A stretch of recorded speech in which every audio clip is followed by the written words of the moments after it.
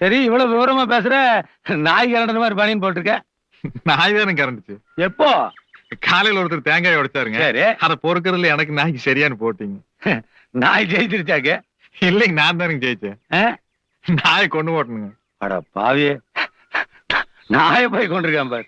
நாம முன்னுக்கு வரணும்னா அப்புறம் நான் என்னங்க மனசு நின்னுங்க, ஏறி மிதிச்சுட்டு போயிட்டே இருக்க வேண்டியதானே. ஒரு அரசியல்வாதி கிட்ட வேலைக்கு சேர்ற எல்லா தகுதியும் உங்கள்ட்ட இருக்கு. ஆமா, இவ்வளவு விவரத்தையும் வச்சுட்டு நீ ஏன் தேங்காய் பறிக்கிட்டு இருக்க?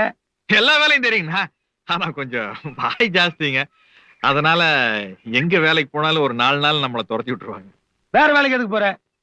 சிரிக்கவே தெரியாதவங்கள அகில இந்திய ரீதியில பெரிய பெரிய தலைவராகிறப்ப சிந்திக்கு தெரிஞ்சுட்டு நீ தேங்காய் பறிக்கிட்டு இருந்தீங்கன்னா இந்த டேஸ்ட் யார் காப்பாத்துறது? எங்கிட்ட வேலைக்கு வந்துடுறியா? சரிங்க. வேற என்ன? அமாவாசைங்க. போய் அந்த கோயில் கடையில் நான் சொன்னேன்னு சொல்லி கத்தி படாம நல்லா நெகு நெகுன்னு சேவிங் பண்ணிட்டு புது துணி போட்டு வரணும். சரி, எவ்வளவு வேணும்? ஒரு 500 ரூபாய் கொடுங்க. அண்ணோ, இவர் ரூபாயோட மதிப்பு தெரியாம பேசிட்டு இருக்கான்.